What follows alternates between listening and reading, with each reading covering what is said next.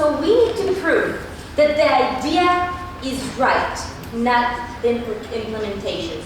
What the government is trying to do is to explain to us exactly where communism failed. In the USSR, we do not think that this is what we need to defend. We're defending the idea, the morality, and what people are meant to do, and not what they actually did in Soviet Union. The government case relies on dictatorship and not on communism. I'm going to do a few things. First of all, I'm going to finally determine what morality is. Secondly, I'm going to explain to you exactly what communism is.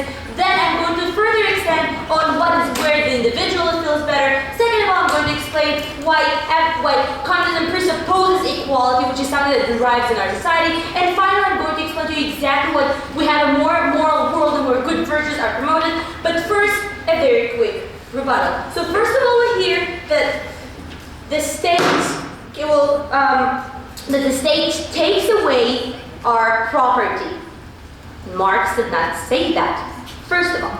Second of all, property is not part of morality. And finally, what is the state? We think that communism presupposes that people are meant to rule in the state, and that is something that they all accept voluntarily. What they're talking about, excuse me, is Stalin. And Stalin was not a communist, he was a murderer. Second point of the bottom is we hear that the state determines your place in society and you have no choice. First of all, how does it do that? Second of all, what does communism do that? And further than that, give me an example where is it not true? Even in the capitalist world, my parents had got me to dance school and they said, well, you will never be a ballerina. Does that mean that I have no free choice and this is an immoral world to live in? Absolutely no. So, what is moral? We think that all moral theories define morality as according to who you are in your society, which means that you're right and you're wrong, depending on how you treat other people and how you all work in synergy, right? It is not the fairest consequences, first of all. But second of all, the government did not show us where do we have actually the fairest consequences. We have no comparative. What we're saying is if you voluntarily enter a place where you want to be just like everyone else, or even more so to be equal and have equal rights, this is absolutely moral. So what is communism? We're not talking about the USSR, right? We're talking about things that actually happened in history in ancient cults in the Middle East. The Essenians, they were a group of people where everyone absolutely equal when they gave up something they wanted to give up voluntarily, and they all lived together. They were grown-ups and they wanted to do it. This is the theory, that you give what you can and you receive what you need. This is what we're defending. This is communism. They're not talking about it. So, to my points, not yet.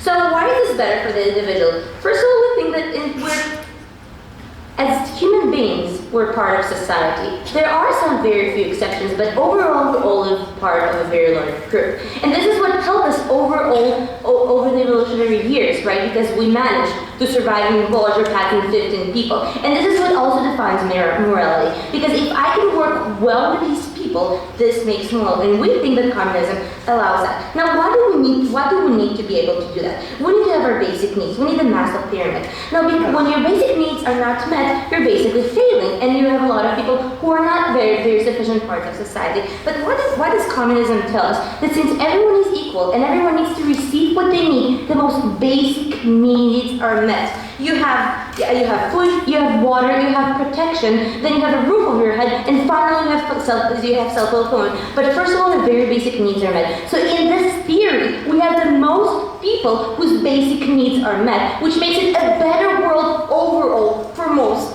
people, right? And because it implies that life is the most important thing you have.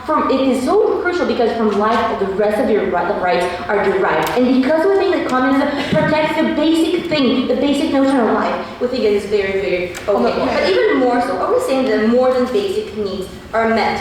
Why? Because first of all, once you realize that you have limited resources and everyone finally got the things that they basically need, you realize how much money or how much resources more you have left, right? And even if you have selfish people, it is beneficial for us to use these resources. Why? Because we, first of all, have more people that are fed, but that's my second point. Why do we actually have that more people that are generally happier? So communism presupposes supposes everyone has the equal right to get the basic need. Why? Because everyone is equal. What does it mean? It is regardless of who you are and what you can contribute. You get the things that you need, right? Which is the notion of equality of rights and not preferences, as opposed to what the government is saying. This is very important because this promotes synergy. Because what it demands from people is to give what they can, to give the things that they actually can contribute to society as a whole, and then build from it something bigger. And it's not what Orwell said, some are more equal than the others. This is exactly the opposite, because Orwell was attacking Russia. He was not attacking the idea. And the idea is that if I give what I have, and then somebody else can take use of it, this is a better world. Yes, sir. Animals also need food and shelter. Isn't morality treating humans like humans, thereby catering to what makes them uniquely human? Thank you. This is exactly my second point.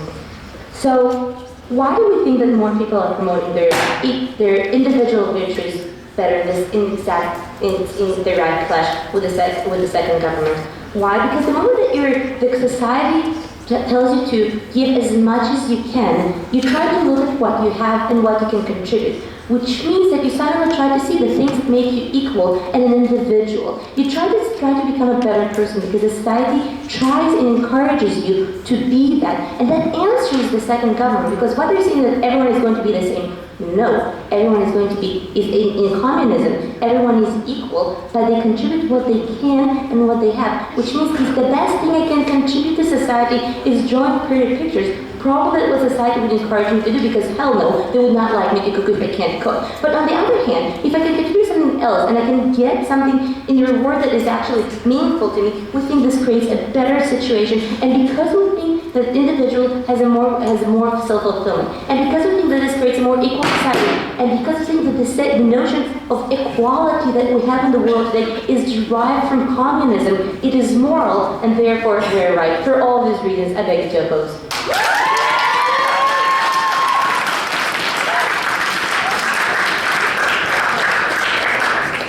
Thank the Leader of Opposition. We recognize Deputy Prime Minister.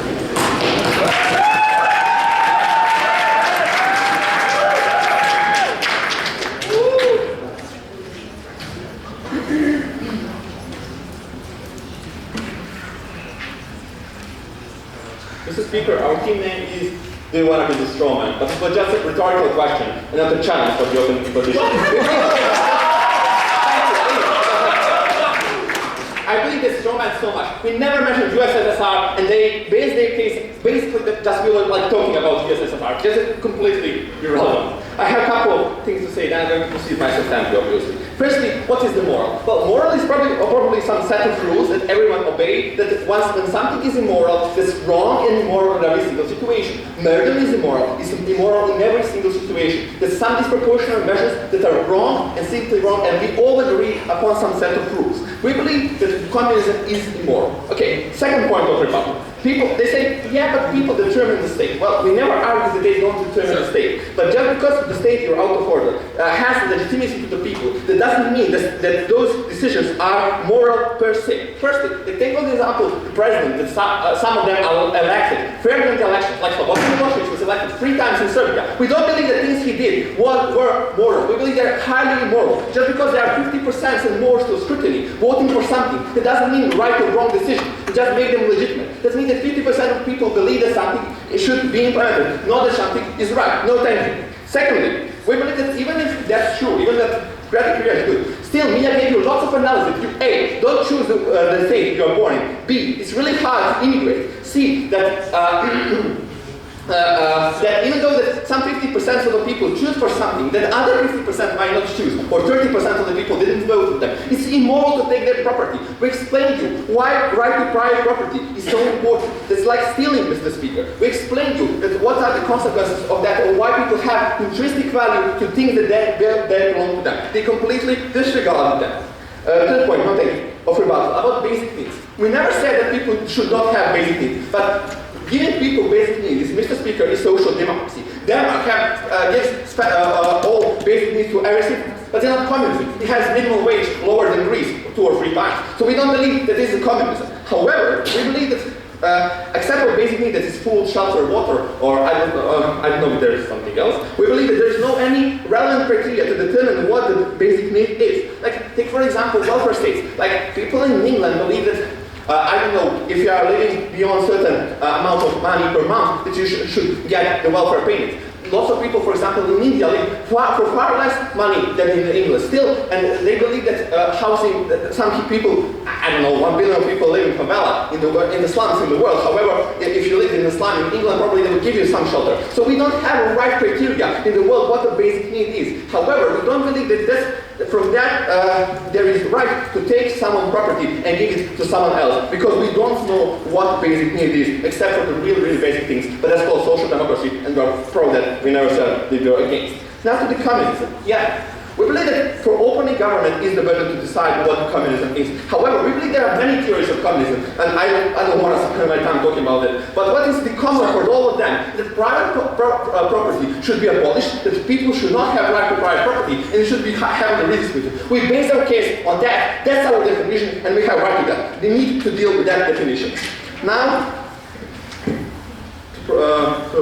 proceed to my substantive. Firstly, we believe that communism is immoral since it treats individual less value than community. Why is that? Because firstly, the presumption, the basic premise of the communism is that the community is much more important than the individual. Why is that? Because the thing that you take your private property from the individual, give to the other people, means that your needs are not the main priority, but the needs of the other people. Even though those needs might not be food, shelter, and water, but also the other needs. That's why we believe that communism, no thank you, treats community much more important than the individual. Why do we believe that it's problematic? For a couple of reasons. Firstly, you don't have moral obligation to your community. We believe that you don't choose community to born in, you don't choose the people who surround you. You don't have a moral obligation from that. It's just random like that. Secondly, even when you have moral obligation, you usually return it to the other measures. For example, if you have factory and lots of people are working for that, you give them salaries, you give them some insurance, healthcare, etc. You give them something in return for them working for that. So you're not exploiting them.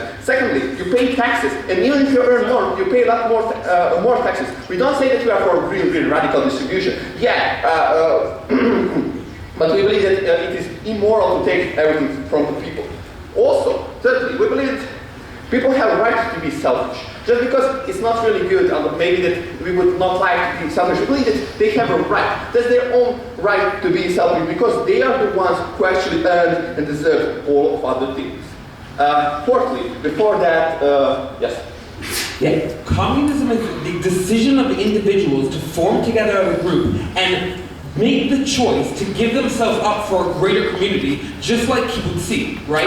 You have to deal with that since your prime minister did not define communism. Opening the opposition gets the right to define it. No, we said what is the basic presumption of the communism. Maybe you didn't listen, but that's not my problem. I'm not going to define even more.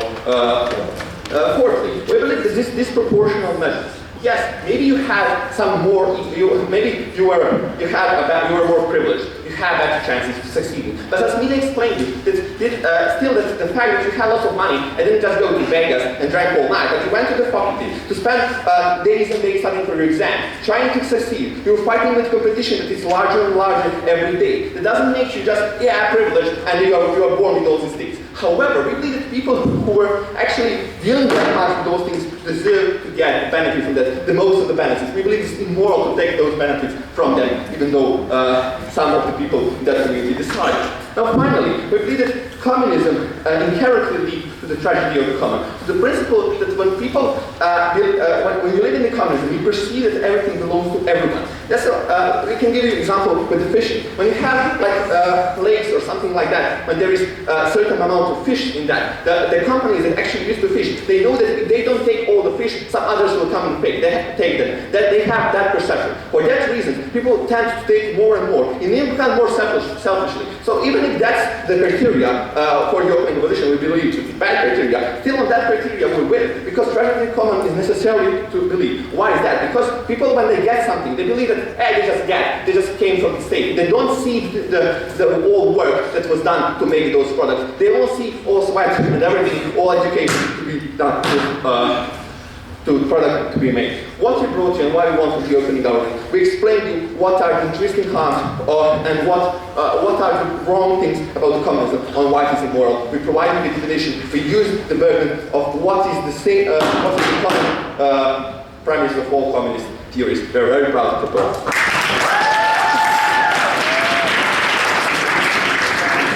Prime Minister, and I recognize Deputy Leader Opposition.